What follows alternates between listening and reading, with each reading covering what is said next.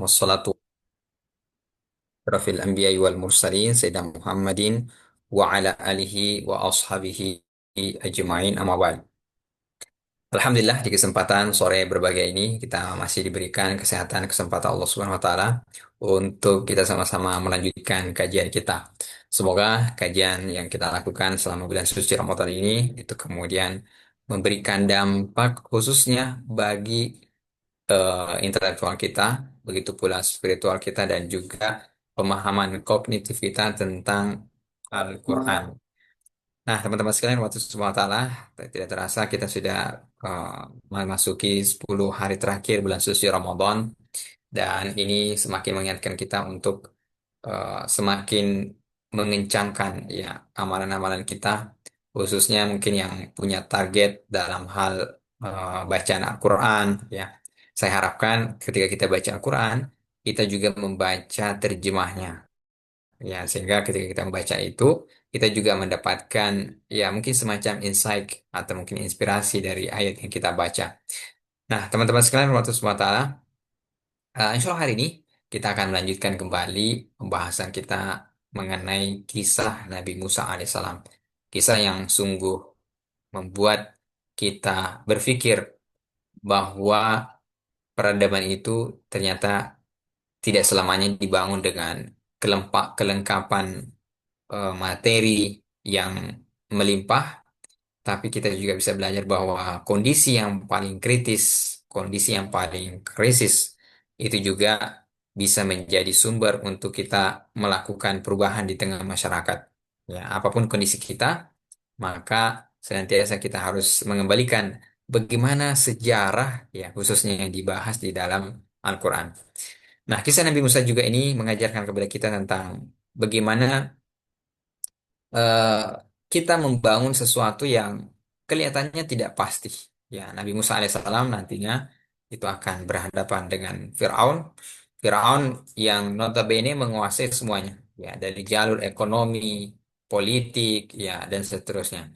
Nah, ini bisa menjadi juga pelajaran untuk kita bahwa kalau kita ingin membangun peradaban di bangsa kita, ya kita juga tidak bisa kemudian melakukan hal dengan instan. Ya, Nabi Musa alaihissalam itu dipersiapkan Allah Subhanahu Wa Taala jauh hari sebelum beliau memimpin Bani Israel. Ya, maka inilah yang menjadi pembahasan kita hari ini, bukan instan, tapi bagaimana kemudian membangun kapasitas diri kita itu dengan proses yang mungkin akan terbilang cukup lama. Nah, kemarin kita sudah sampai pembahasan bagaimana Nabi Musa alaihissalam itu menyelesaikan perjanjian kontraknya dengan mertuanya ya selama 10 tahun. Ya. Jadi sebelumnya itu Nabi Musa alaihissalam ya di masa kecil dibesarkan di istana Firaun. Kemudian setelah itu beliau dengan apa namanya kejadian memukul seseorang kerabat Firaun mengharuskan harus keluar dari Mesir dan akhirnya sampailah ke Madian. Nah, di Madian inilah beliau ditempa selama kurang lebih 10 tahun ya dengan training leadership yaitu menggembala kambing. Nah, kalau kita melihat fase kehidupan Nabi Musa alaihissalam ini eh, mirip dengan kehidupan Rasulullah SAW ya, ya di mana ya sebelumnya para nabi itu diangkat menjadi nabi di usia 40 tahun. Ya. Jadi kalau kita melihat persiapan Rasulullah SAW untuk menjadi nabi itu butuh waktu 40 tahun. Ya, jadi butuh waktu 40 tahun. Waktu yang tidak cukup apa namanya? Pendek ya, tapi proses yang sangat lama. Dibanding nanti Rasulullah SAW berdakwah di Mekah 13 tahun, kemudian di Madinah 10 tahun, jadi totalnya 23 tahun. Persiapannya 40 tahun. Nah, nah pelajaran yang bisa kita ambil di sini bahwa membangun kapasitas diri kita, kematangan diri kita, itu tidak bisa dengan instan, ya, harus berproses. Dan nampaknya inilah yang akan kita titik beratkan pembahasan kita hari ini. Ya, kita bisa menyadari bahwa sebagian orang itu memilih untuk melakukan hal-hal yang instan. Ya, kita seringkali melihat orang yang sebenarnya belum masanya, ya, tapi kemudian terburu-buru. akhirnya kemudian persiapan yang harusnya dia lakukan itu terpotong, dan ketika dia sudah fase, misalnya dia menjadi pemimpin misalnya, atau dia berkontribusi dalam bidang tertentu, karena ada fase persiapan yang miss, akhirnya kita bisa melihat ya eh, ada orang yang kemudian belum matang dengan dirinya sendiri. Ya, belum matang dengan diri sendiri. Makanya pelajaran untuk kita teman-teman sekalian, bahwa kalau kita ingin membangun kapasitas diri kita hari ini, maka jangan terburu-buru, ya. Jangan kemudian pengennya instan, ya. Ya, jadi kalau saya melihat fenomena, seringkali menemukan ada orang yang pengen kemudian instan, ya. Ketika belajar, ya pengen langsung instan, pengen langsung, ya kalau perlu sekali belajar langsung istilahnya ingin menguasai satu ilmu, ya. Misalnya menghafal Quran, ya. Ada mungkin orang yang pengennya, dia pengen 10 kali baca langsung hafal, ya. Padahal sekali lagi, ketika kita ingin memperkuat, ya apalagi semacam hafalan Quran, itu butuh murojaah yang berkali-kali. Ya. Nah, kalau dalam ilmu riset, ya disebutkan bahwa menguasai satu ilmu itu kita minimal butuh 10.000 jam. Ya. Kalau teman-teman pengen menguasai satu ilmu, maka menurut riset-riset itu disebutkan minimal kita butuh 10.000 jam untuk latihan. Ya, misalnya teman-teman pengen misalnya, kalau jurusannya misalnya apa namanya, komputer, ya, kita juga belum nggak terlalu mengerti. Anggaplah misalnya menguasai misalnya satu bab, ya, dalam ilmu eh, tentang komputer tadi, maka tadi rumusnya kita butuh 10.000 jam. Ya. Bagi seorang yang misalnya ingin menjadi pemain sepak bola kelas dunia, maka minimal mereka itu latihannya 10.000 jam.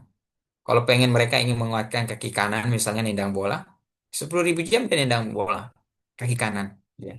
Hanya untuk menciptakan satu gol, ya, ketika melakukan namanya Piala Dunia. Orang yang misalnya ingin belajar tentang misalnya bulu tangkis, ya, itu setidaknya latihannya 10.000 jam. Ya. Nah, ini kita bicara tentang cabang-cabang olahraga, ya.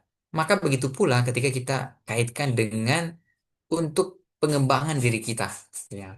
Ketika kita ingin belajar, ya, maka menguasai satu bidang ilmu itu butuh 10 jam.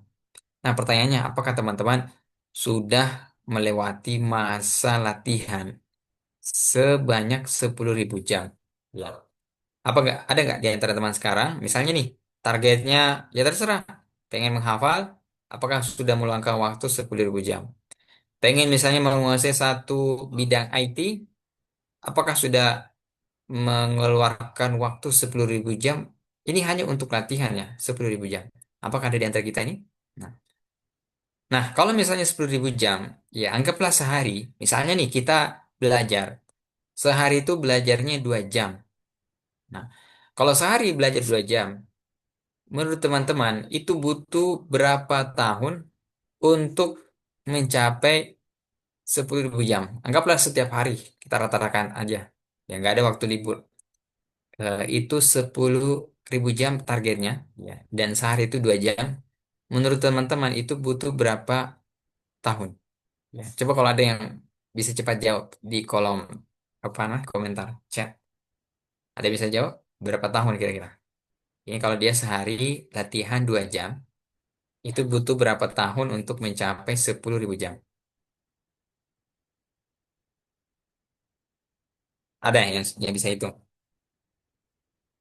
Jadi pertanyaannya, kalau orang itu latihan sehari 2 jam untuk mencapai 10.000 jam, dia butuh berapa tahun?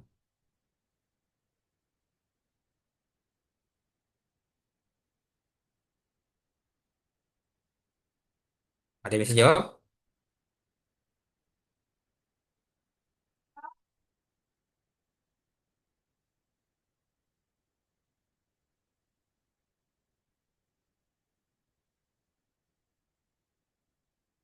Nah, itu kalau kita hitung ya pakai matematika kalkulator, yang saya lihat di sini itu minimal butuh waktu 16 tahun.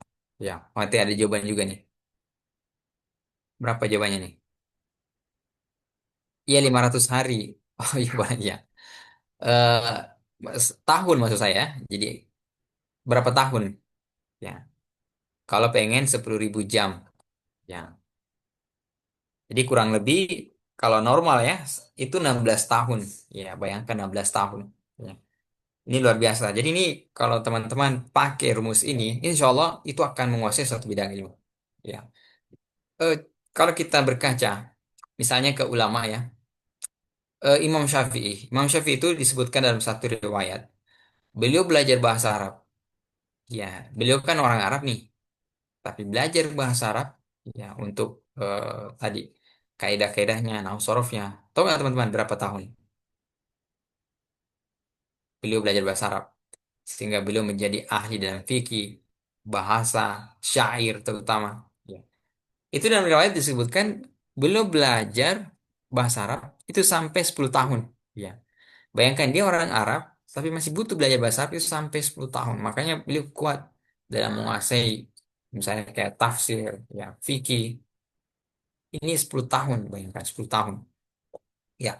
Ini menunjukkan kepada kita bahwa kalau hari ini kita belajar suatu ilmu dan merasa sudah apalagi misalnya ada yang apa namanya bertahun-tahun misalnya ya jadi di sini juga bukan berarti hanya karena bilangan tahun karena ada juga mungkin orang yang kuliah sampai S1 sampai 7 tahun ya iya tapi istilahnya yang dimaksud di sini adalah bukan hanya waktu yang durasi yang lama tapi apakah dia memanfaatkan waktu itu untuk belajar ya beda lagi kalau tadi 7 tahunnya karena memang mungkin dia nggak fokus belajar ya. Jadi yang dimaksudnya adalah fokus belajar, ya, itu sampai bertahun-tahun ulama kita membangun kapasitas dirinya. Ya, maka ini pelajaran yang harus kita ambil dari para nabi tadi. Bagaimana membangun ya kematangan diri dengan proses yang tidak instan. Ya. Terutama kalau kita ingin apa namanya mendetailkan usia 0 sampai 15 tahun itu adalah fase untuk membangun mentalitas. Ya. Kalau teman-teman pengen berkaca dari sejarah Rasulullah SAW, usia 0 sampai 15 tahun itu adalah fase kematangan mentalitas. Ya, bagaimana mentalitas kita terbentuk? Apa contohnya? Misalnya pertama, mentalitas kepemimpinan. Ya, bagaimana Rasulullah SAW itu beliau di usia 8 tahun sudah belajar mentoring pemimpin dari pemimpin sejati di zamannya, yaitu kakeknya sendiri, Abdul Muttalib. Kemudian training leadershipnya ini dipermantap lagi di usia 12 tahun ketika beliau menggembala kambing. Bukan, bukan 12 tahun, 8 tahun sampai 12 tahun. Kalau tadi belajar ke kakeknya itu usia 6 tahun. Ya, jadi 6 tahun dia udah belajar kepemimpinan. 8 tahun gembala kambing. 12 tahun sudah belajar tentang bagaimana manajemen bisnis. Ya, dan ini juga ada kaitannya dengan kepemimpinan. Ya, kemudian di usia 15 tahun ini puncaknya ketika Nabi SAW ikut perang Fijar. Ya, maka ketika ikut perang Fijar, disinilah terbangun mentalitas keberanian. Ya, jadi kita bisa berkaca dengan kita hari ini. Apakah saya dengan usia yang sudah lewat 15 tahun itu sudah matang mentalitasnya? Ya, jadi maksudnya matang mentalitasnya ini adalah sudah mulai berpikir dewasa. Ya, makanya balik dalam ukuran agama kita itu 15 tahun. Dia udah tidak seperti lagi anak-anak. Ya. Jadi apa yang dimiliki mentalitas anak-anak itu sudah tidak apa istilahnya sudah dia beranjak ke fase berikutnya itu dewasa. Jadi itu tadi 15 tahun. Maka kita bisa lihat diri kita hari ini. Gimana saya hari ini di usia yang sekarang misalnya anggaplah ada yang 22 mungkin, ada 23 atau mungkin ada di atas itu. Ya. Kalau kita sudah melewati 15 tahun ini seharusnya sudah matang mentalitasnya. Nah, kemudian selanjutnya, usia 15 tahun sampai 30 tahun itu adalah usia membangun kematangan. Ya, baik itu kematangan fisik, ya, kemudian kematangan finansial, ya. Kemudian bisa juga berarti kematangan dari sisi akhlak. Ya, meskipun tadi mentalitas sudah ada di 15 tahun. Jadi fase sekarang yang mungkin sebagian besar kita teman-teman berada di fase membangun kematangan diri. Ya, jadi bagaimana kita ini matang, ya, selesai dengan diri sendiri. Sehingga di fase ini itu tidak ada lagi istilah misalnya life quarter crisis. Orang-orang yang bingung menentukan misalnya jurusan kuliahnya, bingung menentukan eh, dia mau kerja apa, ya, termasuk nantinya bingung menentukan siapa yang menjadi pasangannya. Jadi itu harusnya selesai di fase usia tadi 15 tahun sampai 30 tahun. Nah, orang biasanya bingung, apa penyebabnya? Itu karena tidak punya tujuan, ya, tidak punya standar, ya, atau lebih bahasa kerennya dia tidak punya apa sih yang harus menjadi pedoman.